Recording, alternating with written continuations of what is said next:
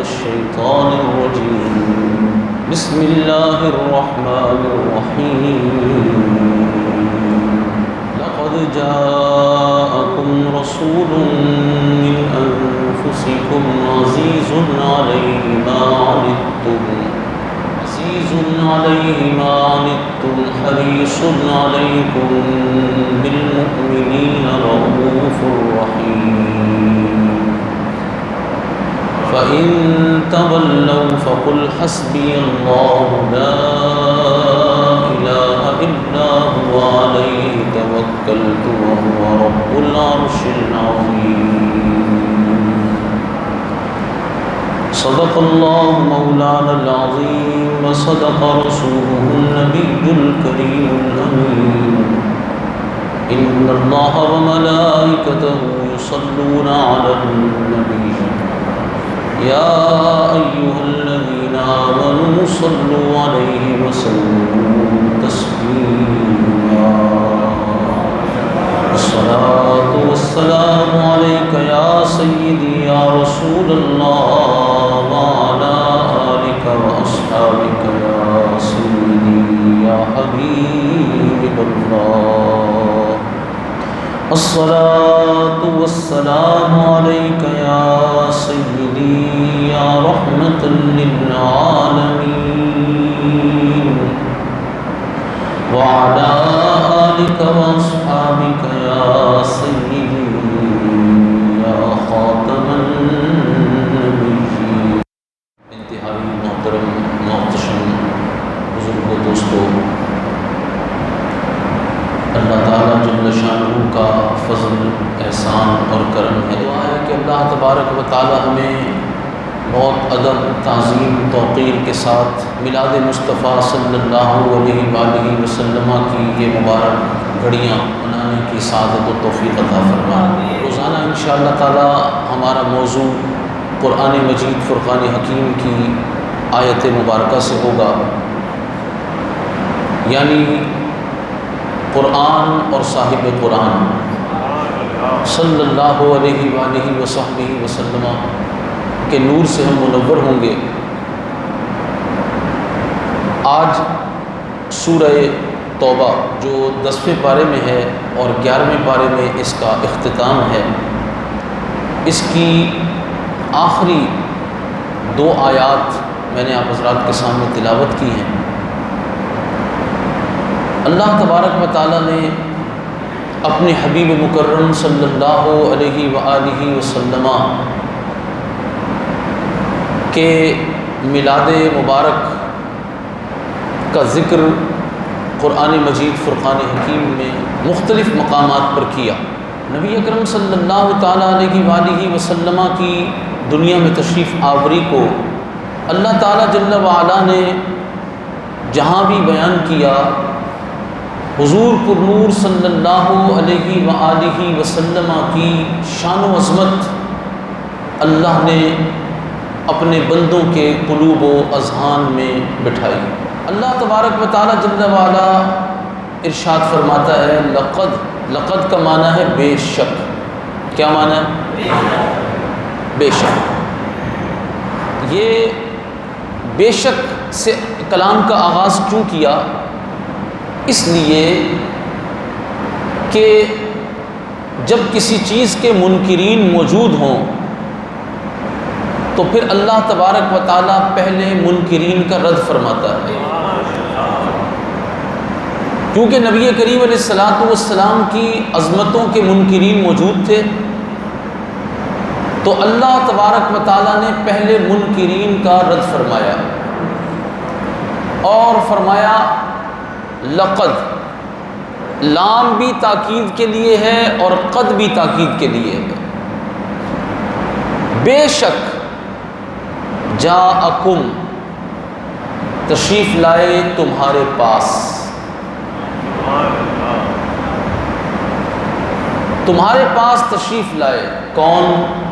رسول، بہت شان والے رسول۔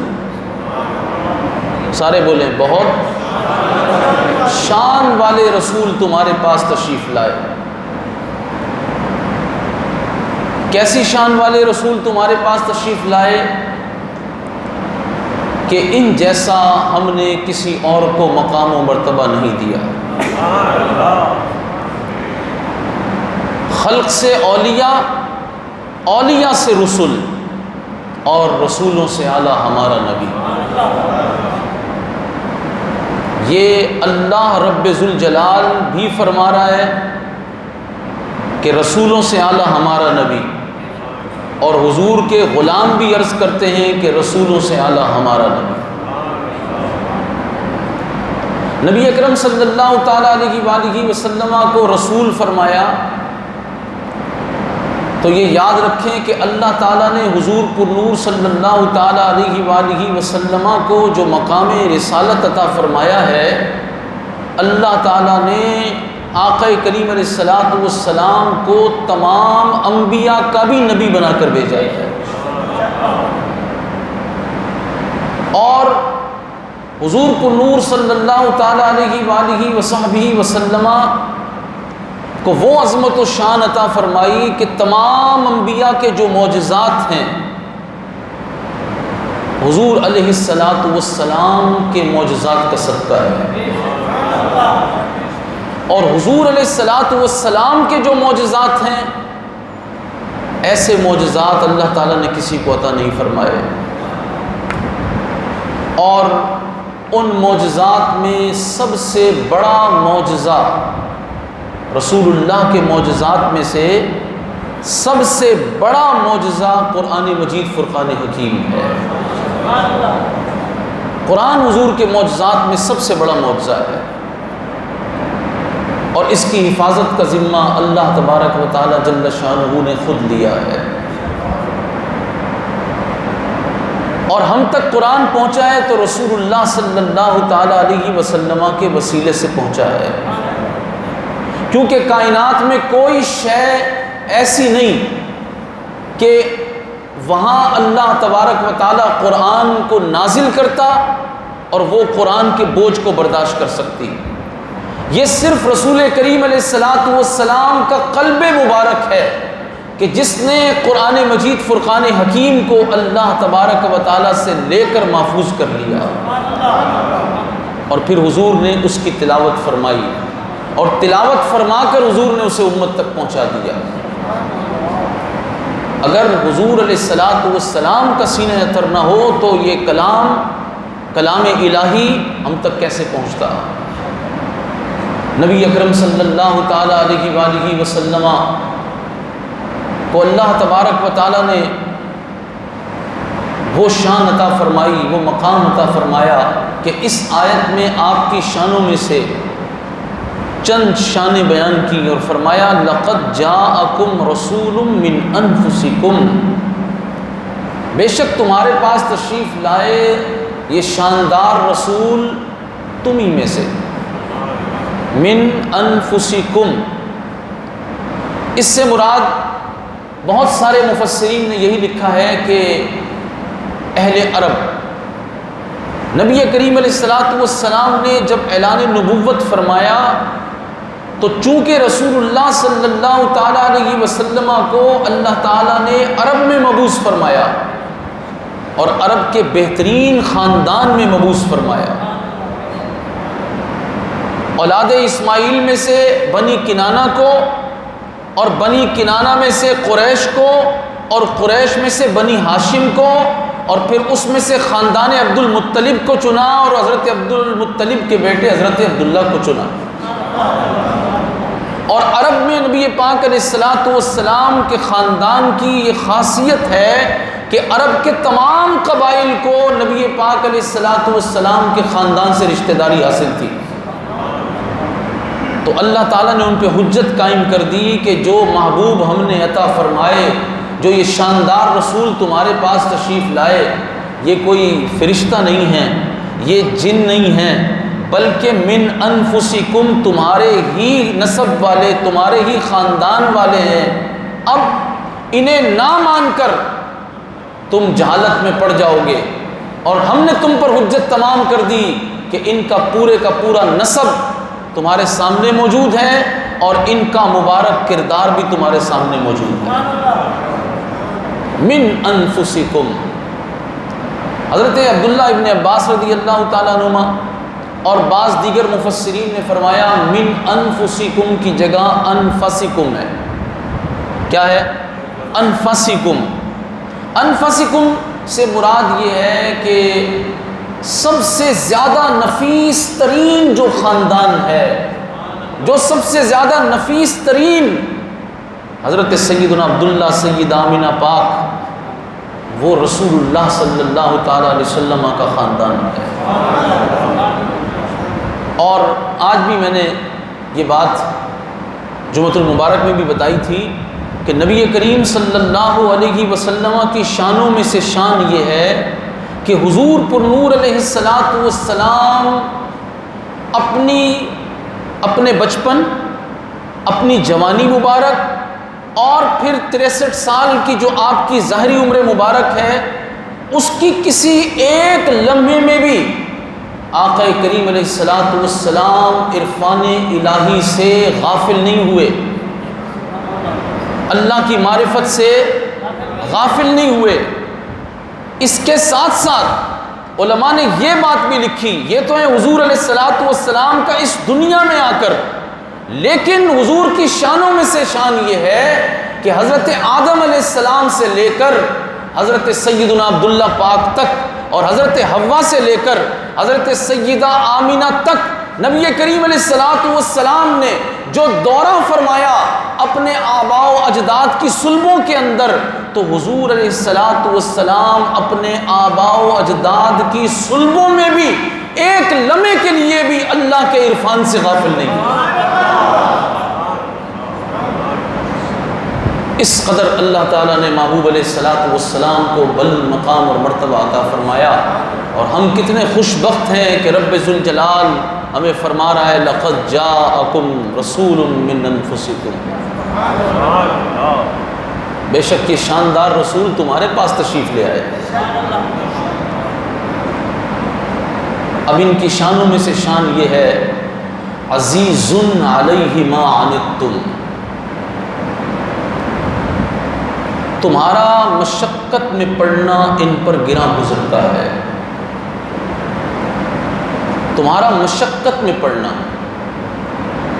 اس کی تفسیر میں مفسرین نے لکھا کہ تمہارا کسی حرام کام میں پڑنا، تمہارا کسی گناہ کے کام میں پڑنا، تمہارا کسی مکروہ کام میں پڑنا، تمہارا کسی بھی ایسے کام میں پڑنا کہ جس میں تمہیں مشقت محسوس ہوتی ہو، تو یاد رکھو یہ محبوب تم سے اتنی محبت کرتے ہیں، بحیثیت امتی کے اتنی محبت کرتے ہیں کہ تمہارا مشقت میں پڑنا ان کے قلب مبارک پر گراں گزرتا ہے۔ اور سیدی اعلیٰ حضرت امام اہل سنت مجدد دین و ملت رحمۃ اللہ تعالیٰ علیہ یہاں پر فرماتے ہیں کہ کوئی ماں اپنے اکلوتے بیٹے سے، ایک ہی بیٹا ہو، ایک تو ہے نا کہ ماں کے کئی بیٹے ہوں اس کی محبت تقسیم ہو جاتی ہے، لیکن کسی ماں کا ایک ہی بیٹا ہو، وہ ماں اس سے اتنی محبت نہیں کر سکتی جتنی رسول اللہ صلی اللہ علیہ وسلم تنہا اپنے ہر امتی سے کرتے ہیں، نہیں کر سکتی، کوئی مثل و مثال ہی نہیں ہے۔ عزیز علیہ ما عنتم، ماں کی مثال صرف اس لیے دی ہے کہ محبت کا جو رشتہ ہے وہ ماں کا رشتہ سب سے زیادہ محبت والا ہوتا ہے، اس لیے مثال دی ہے، ورنہ حضور علیہ السلام جو اپنی امت کو چاہتے ہیں اتنا کوئی اور نہیں چاہ سکتا۔ عزیز علیہ ما عنتم، تمہارا مشقت میں پڑنا ان پر گراں گزرتا ہے۔ ابھی ہم نے عشاء کی نماز پڑھی ہے، تو ہم نے عشاء کی نماز 8 بجے ادا کر لی، اور یہ وقت ہم نے اپنی سہولت کے اعتبار سے رکھا ہے کہ مغرب کا وقت ختم ہو جائے، کچھ دیر کے بعد اذان ہو اور ہم عشاء کی نماز پڑھ لیں۔ ہمارے آقا مولا حضور پر نور صلی اللہ تعالیٰ علیہ وسلم کو عشاء کی نمازوں میں بہت محبوب تھی۔ رات کی نماز. اور حضور علیہ الصلاۃ والسلام کو عشاء کی نماز محبوب تھی، لیکن حضور کی چاہت یہ تھی کہ نماز عشاء رات کے تہائی حصے میں پڑھا کروں. حضور کی چاہت یہ تھی کہ رات کے تہائی حصے میں پڑھوں، یعنی تاخیر سے پڑھوں. لیکن عزیز علیہ ما عنتم، تمہارا مشقت میں پڑھنا ان پر گراں گزرتا ہے. نبی پاک علیہ الصلاۃ والسلام نے اپنی چاہت کو، جو خود حضور چاہتے تھے، اسے جب امت کو دیکھا کہ یہ مشقت میں پڑ جائیں گے، ان کی نیند پوری نہیں ہوگی، یہ رات کو دیر تک جاگیں گے، تو رسول اللہ صلی اللہ علیہ وآلہ وسلم اگر تہائی رات میں جماعت کا اہتمام فرما دیتے تو امت کے لیے پھر یہ ہو جاتا. حضور نے ہمیں کیا اجازت دے دی کہ ہم اول وقت میں بھی جماعت کرا کے پوری رات نیند کر سکتے ہیں. سبحان اللہ. ہماری نیند کا خیال کر کے حضور نے اپنی چاہت کو ترک فرما دیا. ہے کوئی مثال؟ عزیز علیہ ما عنتم.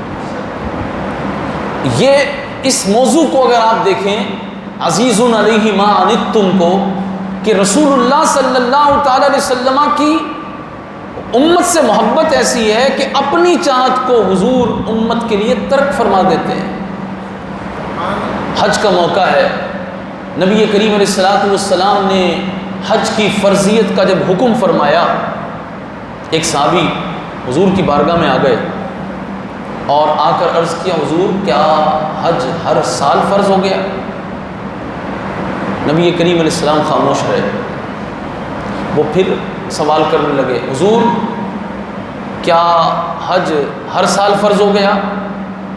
حضور پھر بھی خاموش رہے. انہوں نے تیسری بار پھر پوچھا. اس کے بعد نبی کریم علیہ السلام نے فرمایا کہ اگر میں ہاں کر دیتا تو حج ہر سال فرض ہو جاتا، لیکن عزیز علیہ ما عنتم. حضور فرما دیتے تو ہر بندے کو ہر سال جانا پڑتا، جیسے نماز فرض 5 وقت میں ہے تو حج بھی ہر سال کرنا پڑتا، لیکن صاحب استطاعت پر زندگی میں ایک بار حج کو فرض کیا.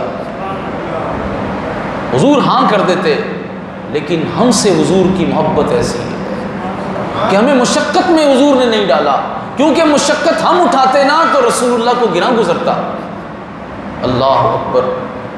نبی کریم صلی اللہ تعالیٰ علیہ وآلہ وسلم فرماتے ہیں، حضور کی چاہت امت پر ترک فرماتے ہیں. حضور فرماتے ہیں کہ میرا دل یہ چاہتا ہے کہ میں ہر وضو میں مسواک کو فرض کر دوں. مسواک کرنا حضور کو بڑا محبوب ہے، مرد اور عورت دونوں کے لیے سنت ہے مسواک. نبی کریم علیہ الصلاۃ والسلام مسواک سے اتنی محبت فرماتے کہ حضور علیہ الصلاۃ والسلام جب گھر سے باہر تشریف لے جاتے تو مسواک فرماتے، گھر میں داخل ہوتے تو مسواک فرماتے، سفر پر جاتے تو حضور کے ساتھ مسواک ہوتی. حضرت سیدنا عبداللہ ابن مسعود کی یہ ڈیوٹی تھی، صاحب السواک والنعلین والغسل. حضرت عبداللہ ابن مسعود کی یہ ڈیوٹی تھی کہ وہ رسول اللہ کی مسواک، حضور کے نالین اور حضور کے لیے وضو کا پانی اپنے ساتھ رکھتے تھے. مسواک کو حضور بہت پسند فرماتے، یہاں تک کہ نبی کریم علیہ الصلاۃ والسلام نے اس دنیا سے جب وصال ظاہری فرمایا تو آخری جو عمل حضور علیہ الصلاۃ والسلام نے کیا وہ بھی مسواک کا کرنا تھا. ام المومنین سیدہ عائشہ صدیقہ رضی اللہ تعالی عنہا نے اپنے منہ میں اپنے لعاب سے مسواک کو نرم کر کے پھر حضور کو دیا، پیش کیا، اور نبی کریم علیہ الصلاۃ والسلام نے اس وقت مسواک کی. تو آپ اندازہ کر سکتے ہیں حضور کو مسواک سے کتنی محبت ہے. ہمیں تو محبت ہے نا ٹوتھ پیسٹ سے. ٹوتھ پیسٹ سنت، مسواک سنت ہے. ہمیں تو لگا دیا انگریزوں نے ٹوتھ پیسٹ پہ، اور مسواک ہم بھول گئے. حالانکہ مسواک آسان بھی ہے، مفید بھی ہے، لیکن ٹوتھ پیسٹ ہم نے کرنا ہے چونکہ تقلید جو ان کی کرنی ہے، سنت سے ہم غافل ہوئے. نبی کریم علیہ السلام نے فرمایا کہ میری خواہش یہ ہے کہ میں ہر وضو میں مسواک کو اپنی امت پر فرض کر دوں، مگر تمہاری مشقت کا خوف ہے. حضور چاہتے حکم فرما دیتے تو ہمارا وضو ہی نہ ہوتا بغیر مسواک کے. آج ہمارا وضو ہو سکتا ہے، لیکن جو پڑھ لے گا مسواک کے ساتھ وضو کر کے نماز، اس کو 27 درجے زیادہ ثواب ملے گا۔ اور یہ مسواک موت کے وقت کلمہ نصیب کرتی ہے، یہ حفاظت ایمان کا ذریعہ ہے۔ حضور کی سنت جو ہو گئی، اب یہ لکڑی نہیں رہی، اب یہ رسول اللہ کی سنت ہو گئی، یہ تحفظ ایمان کا ذریعہ ہو گئی، اور ہم اس سے غافل ہو گئے۔ آج ربیع الاول شریف کی اس مبارک گھڑی میں دعا کریں کہ اللہ تعالیٰ ہمیں سنت پر کاربند رہنے کی سعادت و توفیق عطا فرما دے۔ عزیز علیہ ما عنتم، حضور امت پر اتنے شفیق، اتنے مہربان، اللہ اکبر اللہ اکبر۔ حضرت ابی بن کعب رضی اللہ تعالیٰ عنہ، آپ امت کے بڑے قاری ہیں، حضرت ابی بن کعب، آپ سے روایت ہے کہ نبی کریم علیہ الصلوۃ والسلام نے ارشاد فرمایا، اللہ تعالیٰ نے مجھے 3 سوال عطا فرمائے۔ کتنے سوال؟ 3 سوال عطا فرمائے۔ 2 سوال میں نے دنیا میں ہی کر لیے، اور وہ 2 سوال جو اللہ نے فرمایا محبوب مانگو، کہتے میں نے، حضور فرماتے میں نے 2 بار اللہ سے مانگ لیا۔ اللہ اکبر، کیا مانگا؟ پہلی بار مانگا اللہم اغفر لامتی، سبحان اللہ۔ دوسری بار کیا مانگا؟ اللہم اغفر لامتی، سبحان اللہ۔ اب رسول اللہ کیا فرماتے ہیں؟ فرماتے ہیں کہ وَأَخَّرْتُ الثَّالِثَةَ، اور تیسرا سوال میں نے مؤخر کر دیا ہے، لِيَوْمٍ يَرْغَبُ إِلَيَّ الْخَلْقُ كُلُّهُمْ حَتَّى إِبْرَاہیم۔ حضور فرماتے ہیں کہ تیسرا سوال میں نے مؤخر کر دیا ہے اس دن کے لیے جب ساری مخلوق میری طرف رغبت کرے گی، میرے قدموں میں آ جائے گی، میری طرف دوڑی ہوئی آ جائے گی، حتیٰ ابراہیم، یہاں تک کہ ابراہیم خلیل اللہ علیہ السلام بھی میری طرف حاجت لے کر آئیں گے۔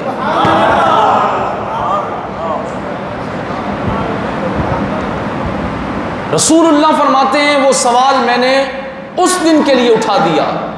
2 مرتبہ میں نے دنیا میں اللہ سے اپنی امت کے لیے خاص موقع پر سوال کر دیا، ویسے تو حضور نے پیدائش کے وقت بھی سوال کیا ہے، ویسے تو حضور نے معراج کے وقت بھی سوال کیا ہے، لیکن خاص اللہ تبارک و تعالی جل وعلا نے جب حضور علیہ الصلوۃ والسلام کو یہ 3 مرتبہ فرمایا تو حضور نے 2 مرتبہ دنیا میں مانگ کر آخرت کے دن حضور نے اپنی شان بھی بتا دی کہ ساری مخلوق کو میری حاجت ہوگی۔ امام محمد رضا فاضل بریلوی بھی احادیث پر کیسی نظر رکھتے ہیں، اور پھر امت کو حضور کی محبت کا جام کیسے پلاتے ہیں۔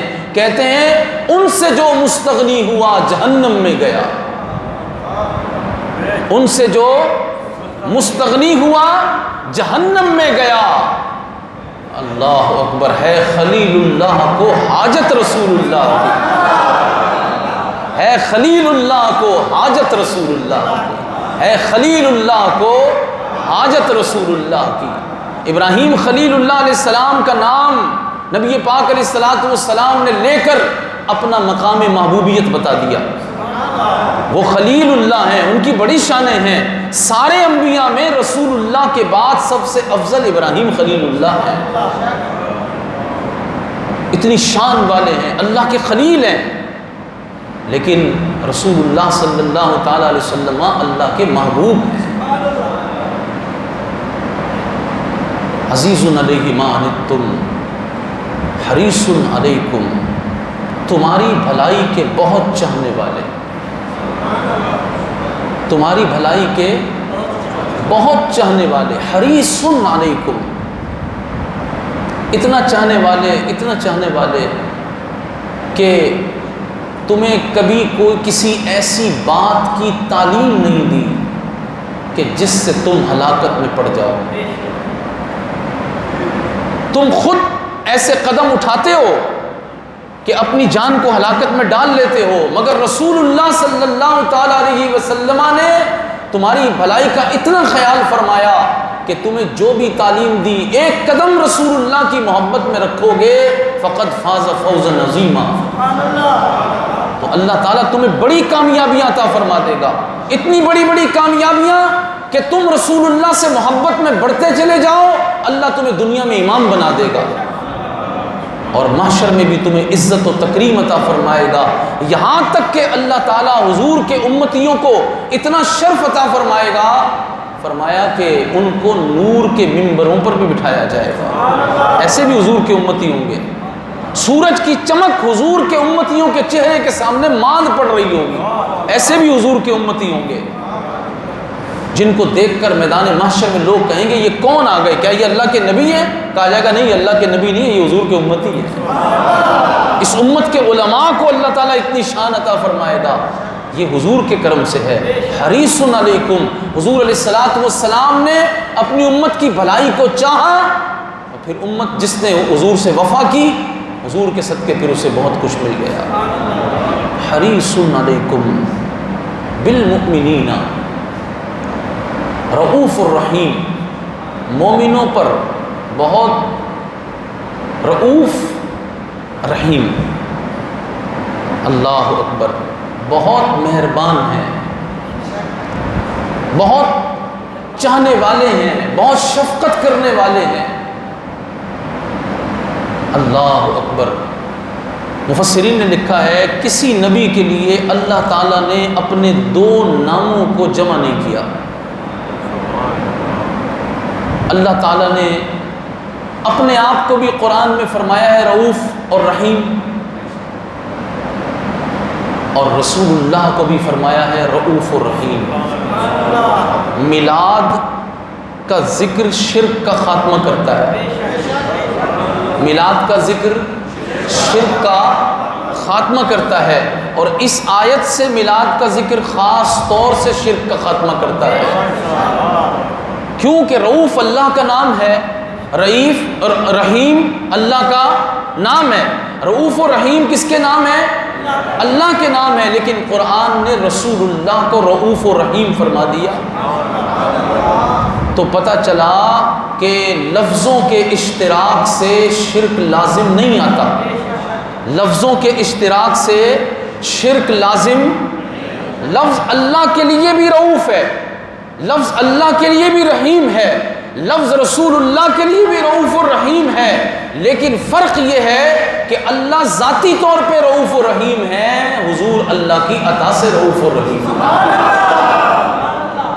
ولی اللہ بھی ہے مومنوں کا، ولی اللہ کے دوست بھی ہیں، لیکن اللہ ولی ہے بغیر کسی کے بنائے، اس کے لیے ولی کا معنی کچھ اور ہے، اور اللہ کے جو پیارے ہیں وہ بھی ولی ہیں، لیکن وہ اللہ کی عطا سے ولی ہیں۔ مخلوق کے پاس جو کچھ ہے اللہ کا دیا ہوا ہے، رسول اللہ اللہ کی عطا سے رؤوف بھی ہیں، رحیم بھی ہیں۔ تو نبی اکرم صلی اللہ علیہ وآلہ وسلم کی یہ شان بیان کی، عزیز علیہ ما عنتم حریص علیکم بالمؤمنین رؤوف الرحیم۔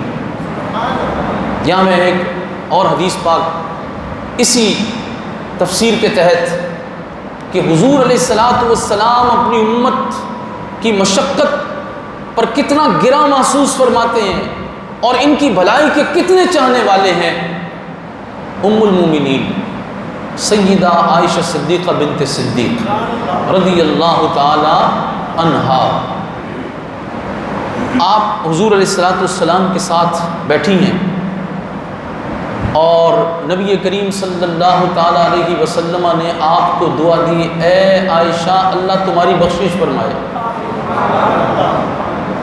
حضور علیہ السلام نے جب دعا دی نا تو ام المومنین بڑی خوش ہو گئیں، خوش ہو گئیں، اور اتنی خوش ہوئیں کہ حضور نے مجھے خاص طور سے کہا عائشہ اللہ تمہاری مغفرت فرمائے، اتنی خوش ہوئی کہ آپ کا سر مبارک جھکتے جھکتے بالکل حضور کے پہلو میں آ گیا، اتنی خوش تھیں آپ۔ حضور علیہ السلام نے فرمایا عائشہ اتنی خوش ہوئی ہو؟ کہا حضور آپ نے دعا ہی ایسی دی ہے۔ نبی کریم علیہ السلام نے فرمایا عائشہ یہ دعا جو میں نے آج تمہیں دی ہے میں 5 وقت ہر نماز میں اپنی امت کے لیے یہ دعا کرتا ہوں۔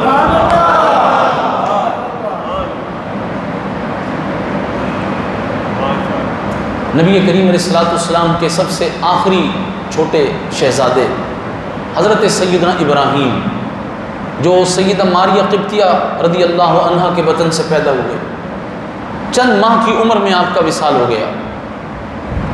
حضور علیہ السلام کے شہزادے کا وصال ہوا نا تو حضور کو غم بہت ہوا، یہاں تک کہ حضور کی مبارک چشمان رحمت سے آنسو جاری ہو گئے۔ ایک صحابی نے عرض کی حضور آپ بھی میت پہ رو رہے ہیں؟ حضور نے فرمایا یہ غم کے آنسو ہیں، محبت کے آنسو ہیں۔ آواز سے چیخنا چلانا بین کرنا یہ تو منع ہے شریعت اسلامیہ میں، لیکن غم کی وجہ سے آنسو نکلنا یہ محبت کی علامت ہے۔ تو آپ کی آنکھوں سے آنسو جاری ہو گئے۔ تو جب حضور علیہ السلام کا غم اہل بیت نے دیکھا تو ام المومنین سیدہ عائشہ صدیقہ نے عرض کی حضور ہر نبی کو اللہ نے دعا دی ہے کہ وہ دعا اگر وہ نبی مانگے تو اس کا اثر اسی وقت ظاہر ہو جاتا ہے۔ حضور آپ کا غم ہم سے دیکھا نہیں جاتا، آپ دعا فرما دینا کہ ابراہیم پھر زندہ ہو جائیں۔ وہ محبوب جو بے جان میں جان ڈال دیتے ہیں، جاندار کو جان واپس کرنا یہ تو کوئی بات ہی نہیں، حضور کی شان تو یہ ہے کہ بے جان میں بھی جان ڈال دیتے ہیں۔ جس کھجور کے تنے سے حضور نے پشت مبارک لگائی وہ بھی حضور کے فراق میں رو پڑا۔ جن کنکریوں کو حضور نے اپنے دستے مبارک میں لیا انہوں نے بھی کلمہ پڑھ دیا، اور حضور جہاں سے گزرے ابھی وہ پتھر حضور سے مس نہیں ہوا۔ کل البدایہ والنہایہ میں پڑھ رہا تھا کہ حضرت علی فرماتے ہیں کہ ہم جہاں سے گزرتے پتھر کہتے ہیں السلام علیکہ یا رسول اللہ۔ حضور علیہ السلام کی برکات یہ ہے کہ جہاں سے حضور گزرتے ہیں پتھر بھی حضور کو سلام کرتے ہیں، درخت بھی حضور علیہ السلام کے سامنے جھک جاتے ہیں۔ حضور فرمائیں تو درخت چل کے حضور کی بارگاہ میں آ جاتے ہیں۔ حضور کے لیے حضور دعا فرما دینا کہ ابراہیم پھر زندہ ہو جائیں، لیکن نبی کریم علیہ السلام نے فرمایا عائشہ وہ دعا جو اللہ نے ہر نبی کو دی ہے اور اس کا اثر ظاہر ہوتا ہے اسی وقت، میں نے تو وہ دعا اٹھا کر اپنی امت کے لیے میدان محشر کے لیے رکھ دی ہے۔ کبھی اس حدیث کو تنہائی میں بیٹھ کے ہم سوچے تو صحیح، ہم نے کیا صلہ دیا اس محبت مصطفیٰ کا؟ ہم نے کیا صلہ دیا؟ 2 ٹکے کا کوئی احسان کر دے تو ہم کہتے نہیں حل جزاء الاحسان الا الاحسان، ہمیں احسان کا بدلہ احسان سے دینا چاہیے۔ اس کے گھر پہنچ جاتے ہیں شکریہ ادا کرنے کے لیے، اگر کوئی دنیاوی نفع پہنچا دے اس کے گھر پہنچ جاتے ہیں، ہاتھ جوڑ دیتے ہیں آپ نے بڑی مشکل میں میری مدد کی، تو بتائیے نا نبی کریم صلی اللہ تعالیٰ علیہ وسلم نے جو احسانات ہم پر فرمائے، حضور سے زیادہ کون چاہنے والا ہو سکتا ہے؟ حضور سے زیادہ کون پیار کرنے والا ہو سکتا ہے؟ حضور سے زیادہ کون شفیق و مہربان ہو سکتا ہے؟ پھر ہم نے حضور کے دین کے ساتھ کیا سلوک کیا؟ اسے ہم نے گھر سے بھی نکال دیا، اس سے ہم نے خوشی سے بھی نکال دیا، غمی سے بھی نکال دیا، نظام سے ہی نکال دیا۔ رسول اللہ کے نظام کو ہم نے ترک کر دیا، ہم نے کہا نہیں نظام ہمارے نفس کا، نظام یہود و نصارہ کا۔ اور پھر ہم اپنے آپ کو کیا سے کیا سمجھتے ہیں؟ تو عزیز دوستو، میلاد شریف کا موقع ہے، اس آیت کریمہ کو اگر ہم نے سمجھ لیا ہے تو اپنے آپ کو بدل لینا چاہیے۔ نبی کریم علیہ السلام کی محبت، آپ کی تعظیم، آپ کی تکریم اور توقیر والی زندگی گزارنی چاہیے، اور حضور سے وفا کرنی چاہیے، غیرت کرنی چاہیے رسول اللہ کے بارے میں۔ بتائیں نا، ماں احسان کرتی ہے تو ماں کے بارے میں ہم غیرت مند ہیں، بہن احسان کرتی ہے تو بہن کے بارے میں غیرت مند ہے، بیوی احسان کرتی ہے تو اس کے بارے میں غیرت مند ہے، بیٹا احسان کرتا ہے تو اس کے بارے میں غیرت مند ہے، والد احسان کرتا ہے تو اس کے بارے میں ہم غیرت مند ہیں۔ رسول اللہ کا کوئی حق ہمیں سمجھ نہیں آتا، حضور کے بارے میں کوئی غیرت ہماری نہیں جاگتی، تو پھر یہ کیسی مسلمانی ہے؟ مسلمانی تو یہی ہے نا، انہیں جانا انہیں مانا، نہ رکھا غیر سے کام، للہ الحمد میں دنیا سے مسلمان گیا۔ یہ مسلمانی ہے۔ مسلمان کا متاع زیست یہی ہے کہ وہ رسول اللہ سے ایسی وفا کرے کہ صرف حضور علیہ السلام کی ذات کو معیار بنائے، جو حضور کو مانے اسے مانے، جو حضور کو نہ مانے اس سے کوئی تعلق نہ رکھے، نہ رکھا غیر سے کام۔ وہ کتنا ہی پیارا ہو، کتنا ہی پیارا ہو، لیکن اگر وہ رسول اللہ کے بارے میں غیرت مند نہیں، اسے حضور کے حقوق کا خیال نہیں، حضور کی ناموس اور عزت کا خیال نہیں، تو پھر بندہ مومن کے ایمان کا تقاضا یہ ہے کہ بندہ مومن پھر اس کا کوئی خیال نہ کرے، اس کی کوئی مروت نہ کرے، او نہیں یار وہ بھی صوفی ہے، وہ بھی مولوی ہے، وہ بھی بڑا مرشد ہے، وہ بھی فلاں تو فلاں نہیں۔ معیار یہ ہے کہ نبی پاک علیہ الصلوۃ والسلام کی عزت کے لیے وہ کتنا غیرت مند ہے۔ جب رسول اللہ کی شان میں گستاخیاں ہوئیں تو اس کی غیرت کا اظہار کیا تھا؟ اس نے گستاخوں کی آنکھوں میں آنکھیں ڈال کے کوئی بات کی ہے؟ اس نے گستاخان رسول کو للکارا ہے؟ اس نے ان کو کوئی پیغام دیا ایسا کہ جس سے پتہ چلے کہ حضور کے عاشق حضور کے بارے میں کتنے غیرت مند ہیں؟ تو عزیز دوستو، میلاد منانے کا تقاضا بھی حضور سے وفا ہی ہے۔ اللہ تعالیٰ مجھے آپ کو نبی کریم صلی اللہ علیہ وآلہ وصحبہ وسلم کی سچی محبت میں جینا اور مرنا نصیب فرمائے۔